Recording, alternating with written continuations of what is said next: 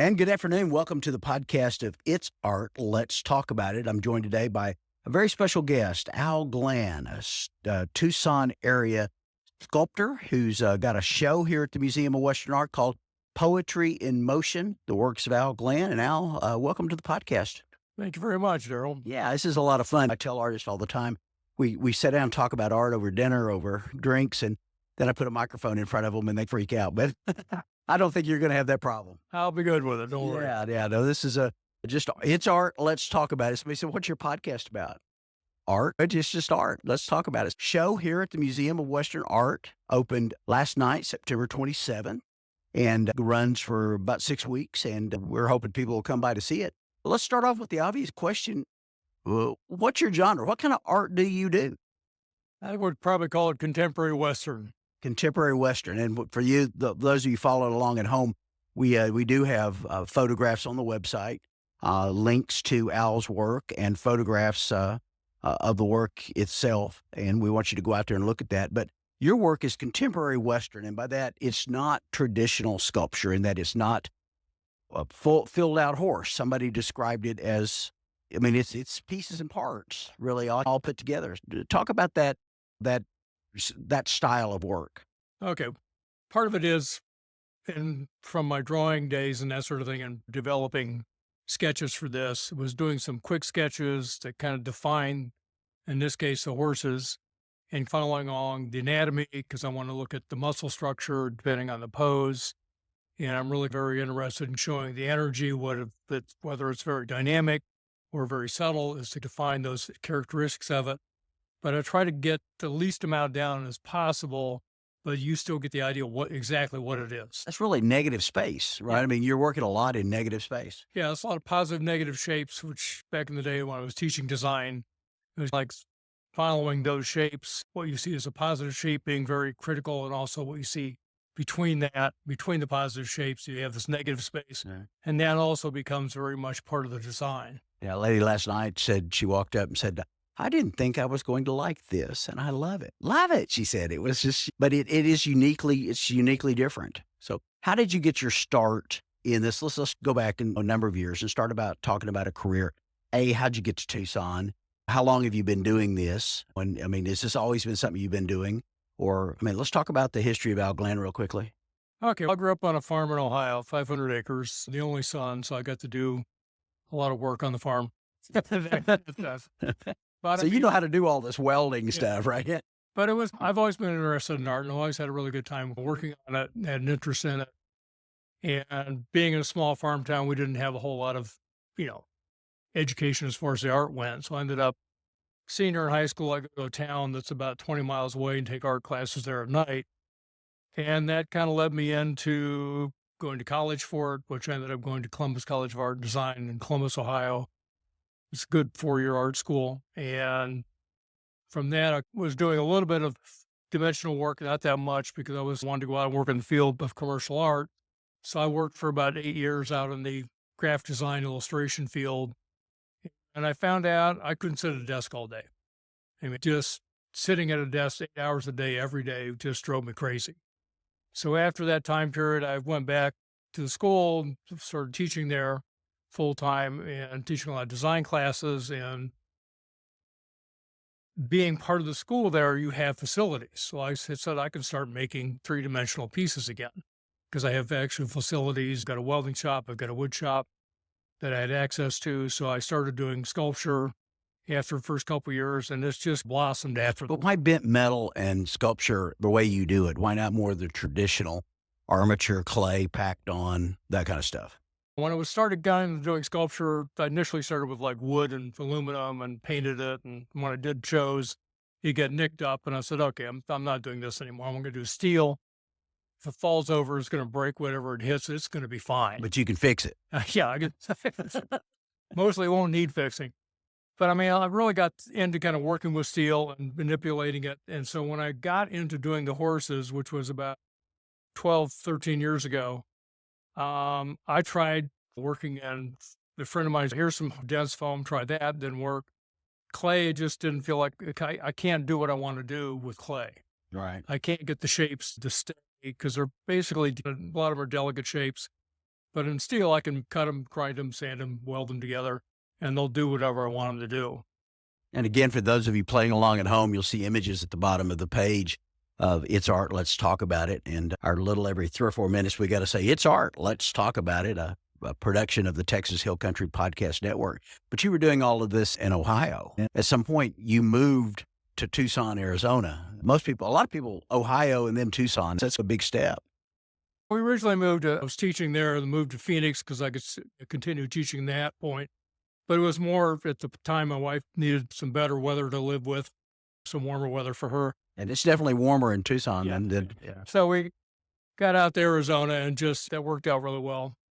And then eventually I was spending a lot of my part-time working on sculpture. But you were teaching it in Scottsdale or in Phoenix? Yeah. In Phoenix? Yeah. Art Institute of Phoenix, I was teaching. And I got to the point where it's like, okay, can I do this full time? Nice school, though. Yeah, good school for the arts. Yeah.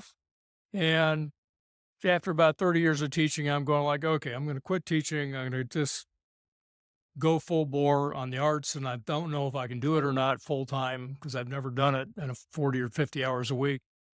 And that was a leap of faith for me. And it was a couple years really to get that on track and get moving with it.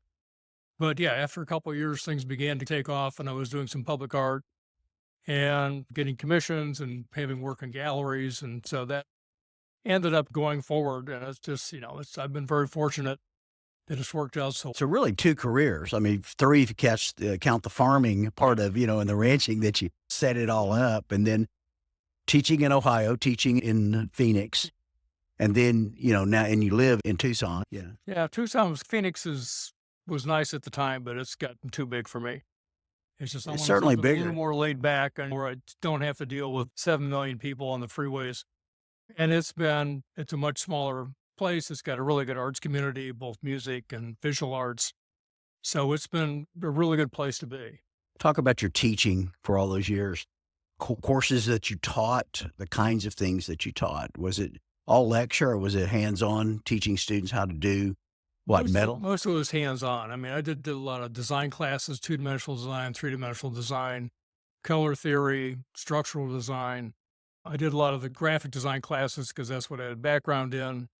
We do publication design and that sort of thing, which really helped in my fine art career because then I could do my own ads and work with magazines and stuff. Yeah, and you did an ad, actually 2 ads for the Museum of Western Art. When I found out that you had that skill set, we let you actually design your own ad for Western Art Collector, Western Art and Architecture. There were several of them we did.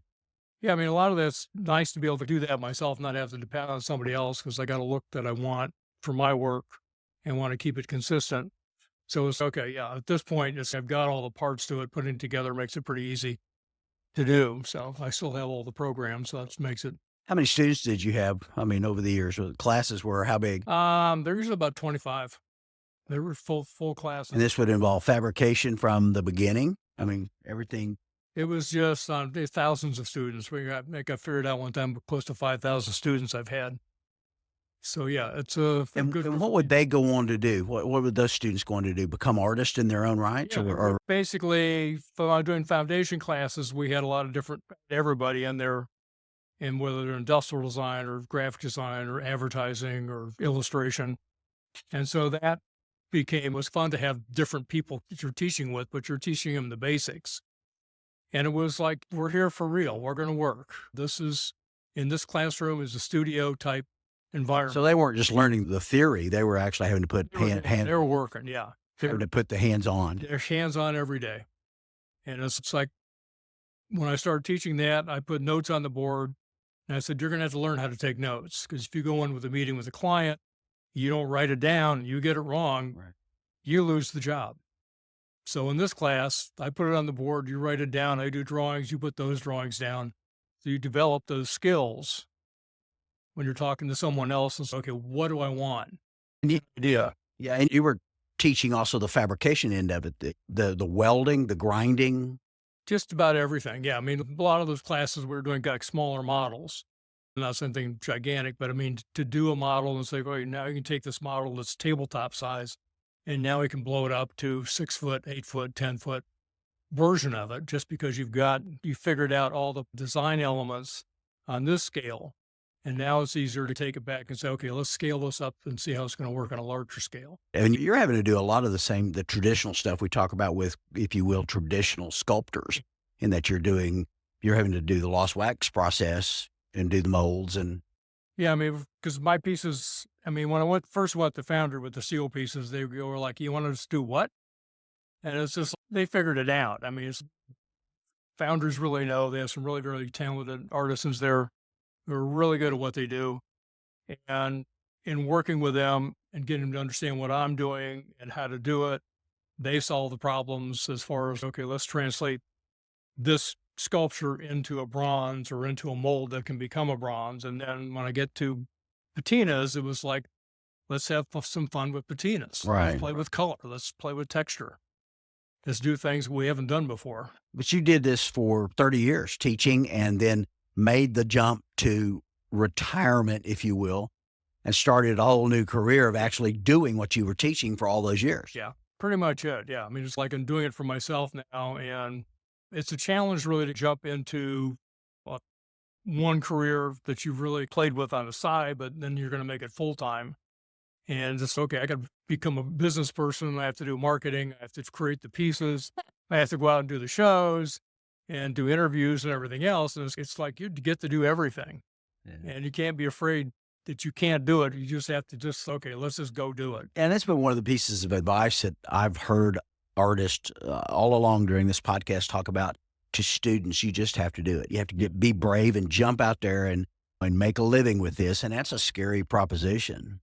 I think it always is. I mean, it's one of those things. Am I going to be successful at it? And whatever you want to define success as. But you have to be able to go out there and do it. I mean, what's the worst that's going to happen? Yeah. Somebody doesn't like the work. Yeah, a lot of people may or may not like your work. It doesn't really mean anything. If enough people like your work, I'm a happy camper. Yeah. Let's get the work out there. And I enjoy doing it. I know it's good. And I'm always trying to do different things and try to change what I'm doing or get better at what I'm doing. That's just, that's the part of it. It's like you can just keep going with it forever. Yeah. Talk about your regular creative day, if you will. Are you one of those guys who has a very set and very rigid schedule, or are you just whenever the muse hits you? Once I started doing this full time, it was like, before I was selling any work or getting any commission work, it's okay, I'm doing this 6 days a week. I get up, I go to the studio, I put in at least 6 hours in the studio. Come home, I'd work on the computer trying to find shows or do this or that or do design work. And it's just, I'm doing it until it works. I'm going to work 6 days a week, 50 weeks a year until this thing takes off. And I'm still working at least 5 days a week on it. And it's taken off, right? I mean, there's in addition to the small works, and most of the ones in our show are the smaller works. There's one very large for some monumentals out there in the community. Talk about those. I've been really fortunate. I started getting some public works probably about second or third year. I was actually doing full time. I picked up some.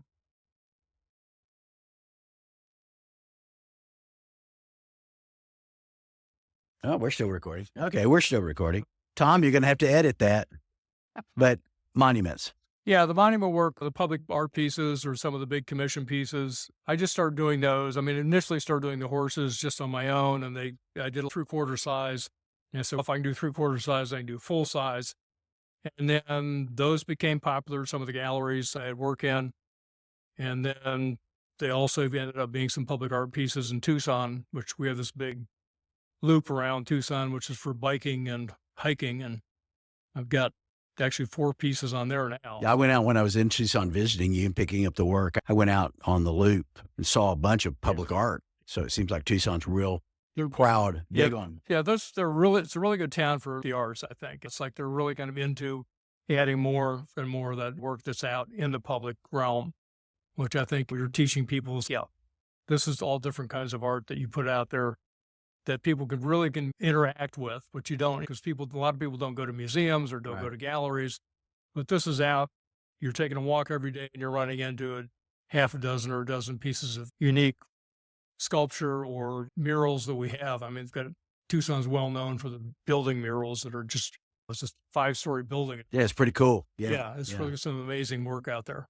Right. So you try to stay at it 5, 6 days a week, have a pretty regular day with it, always looking at shows. You mentioned earlier galleries. Talk about your galleries. Which ones have you been in? Are you in? Is it like every artist, it comes and goes? Yeah, it comes and goes. I mean, there's a couple galleries I'm in that have been in for about 10 years. But I mean, it's a transition because they change administrations in there and you have different directors and sometimes they love your work and other times it's, yeah, we're not that thrilled with it. So it's like, that's fine. I'll go somewhere else. So I don't have a problem with that. I mean, normally what I do if I'm going to a city, like say Santa Fe, is I'll go around take one day and I go around to the galleries and just walk through and see what they're showing. And it's my work in here. Right. Or it won't work. So it's like when I come back the next day, then I'll sit down and talk with them about it and see who's interested. But you've had some success with galleries and shows, and I mean the last 10 years has been really important. And now you're on your second museum show. This was the second one. Yes, my second solo museum shows. I saw your work for the first time. Joshua Rose, pointed it out to me, and you were at the Fippen. I want to say Fippen.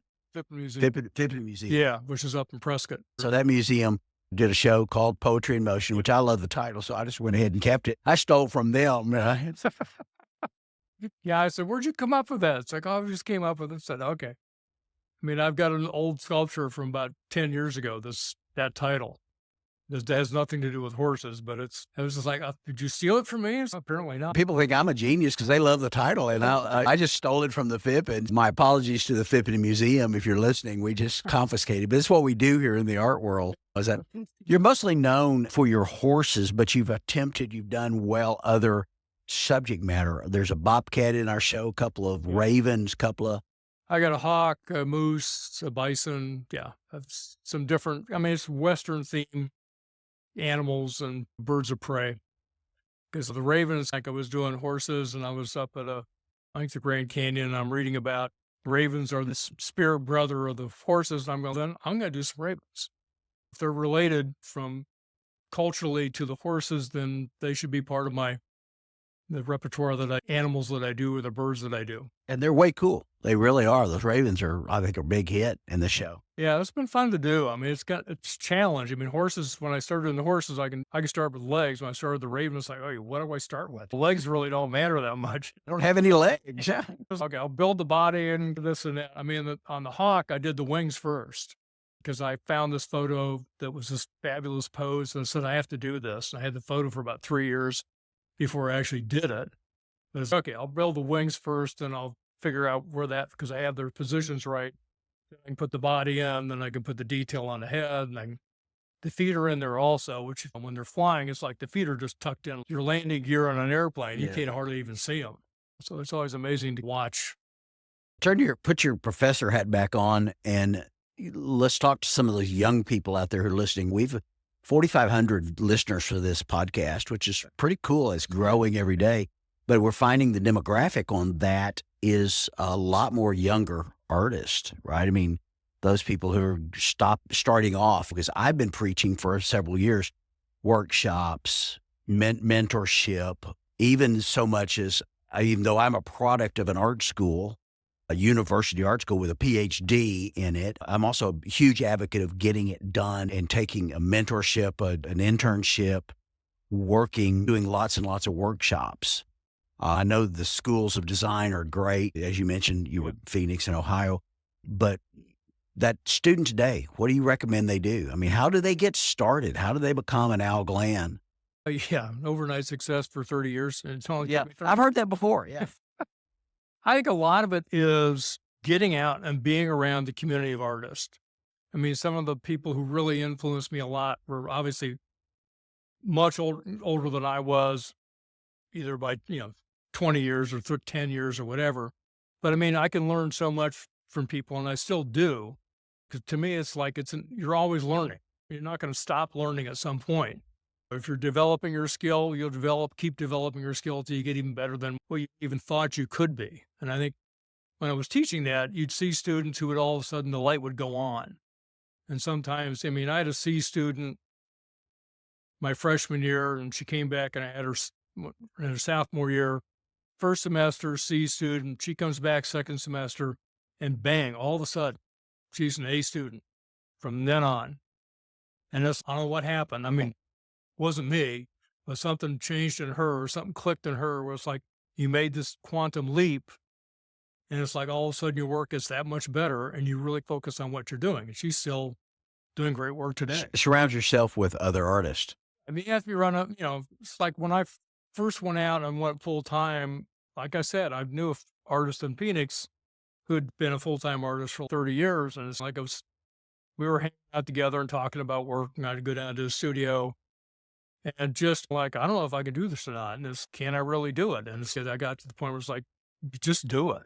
You have to focus on what you need to do and not be afraid to have failures. Yeah, I got things that don't work. That's fine. You learn from them. I mean, that's where you learn. You don't learn from your successes as much as you learn from your failures. I think that's what people really don't understand very much. It's like failures are a good thing because it forces you to overcome them. What am I weak at? Sometimes I'd do a show, like the weekend shows. I wouldn't sell anything. I'd be driving back for a 10-hour drive and go, okay, what did I do wrong? What can I do better next time? It's just, okay, it's frustrating. It's sometimes depressing, but it's like you have to pick yourself up and, okay, what can you do to make it better? Yeah, people ask me all the time in our shows that we do a roundup exhibition and sale in April of every year, and the artists are always calling and go, hey, what should I be painting? How big should I be sculpting? What pieces are selling? And if I knew the answer to that, I don't think there is an answer to that. I think I mean, the art market is what the art market is. Yeah. Right? I mean, if you want to make a lot of pieces, they'll probably be smaller. And if you're trying to get better at it, then yeah, do smaller pieces. So you get a sense of what you're really good at and your technique gets better and your design gets better. And then, yeah, you can do whatever you want to do. Definitely. But I mean, is it muscle memory? Is it time on task? Is it just dedication in doing it? Or, I mean, All the above. or all the above? It's all the above. I mean, read, research, talk to other artists. Don't be afraid to talk to really well-known artists. I mean, I had some of my students go to New York and see some of the top graphic designers that have been at the top of the field for the last 30 years. And they called them and went in and talked to them in their agency. And that's one thing that I think I've noticed as much as anything, that established artists aren't afraid to share with We love to do that. younger. Yeah. I mean, it's like you're coming up to me, and that takes courage to come in and talk to someone you don't know who's been in the business. I mean, I did that when I moved to Tucson. I mean, I tracked down artists that I knew were, successful artists. And I was, okay, what do you think of my work? You think I got a shot at this thing or not? But because that's the way to do it. Just don't be afraid. Nobody's going to bite your head off. Yeah. Yeah. So for that young person out there, it's just kind of an all of the above. How important is the business side of what you do? Yeah, the business side is not my favorite side in a lot of ways. And you're not the only artist who said that. Yeah, I know. We want to be making art. We don't want to deal with, but as part of it is I have an accountant. I work with her. She says, do this. And I do that. I follow her exactly what she wants me to do, take care of expenses and everything else. And so when I'm filing taxes, I'm on the ball. I'm not falling behind on anything. And it's just, okay, what I want to say, I don't spend a lot of money on things if I can avoid it. I want to put, some money in the bank if I need it. So I'm trying to be, frugal as far as I'm handling my finances, and then being able to talk to people who are good at what they're doing and ask them and say, okay, what do you do? How do you do it? If you need a studio space, there's a lot of different options you can do. So, And I've been to your studio, and you work in a studio adjacent to your home. And so it's all right there in one spot. But, some people don't have that ability. They don't have much space. When I moved to Tucson, I hooked up with Metal Arts Village, which is like 10 studios. Yeah, and that's what I want to tell you. That was my next and probably final question, or close to final question. I met some folks, some friends of yours at Metal Arts Village. Yeah. There are other little consortiums of artists in the Tucson area. Yeah, I mean, they're up in Scottsdale, they're up in Phoenix. I mean, any city has that community somewhere. I mean, you have to search it out, I think. But I mean, being around other artists on a daily basis, even for just camaraderie of it or getting help doing something, very helpful. It really is. because you pick each other's brains, and if you have a problem, talk to someone who might have a solution. Yeah, that's probably really good advice for any of those young students out there, young artists that are coming along. Our guest today has been Al Glann, Tucson sculptor, Tucson, Arizona guy who has a show called Al Glann Poetry in Motion here at the Museum of Western Art. And I think it's a fun show. It's got a lot of cool little pieces in it and some great big ones. And we encourage everybody to get that website. On our website is out there. You can get all the details about when we close the show and all of that. And Al, how do people reach out to you if they want to know more about your work or see it or buy it? Or you have a website and Instagram? You can email me from that. You can text me. You can call me. What is that website? alglannsculptor.com. Pretty simple, alglannsculpture.com. And they could reach out to you from that and look at your work, see more of it. And Al, it's certainly been a pleasure. Here we sit down and banged out 30 minutes in a podcast, and it didn't even seem like it was. We're just getting ready on a conversation, but we try to keep these podcasts where people want to listen to them and they don't drag on for 3 and 4 hours. But we could talk about art for a long time. But we appreciate you, putting together a show. Our thanks to Joshua Rose. Got to make sure that Josh has how'd you meet Josh? We taught together in Phoenix. Okay.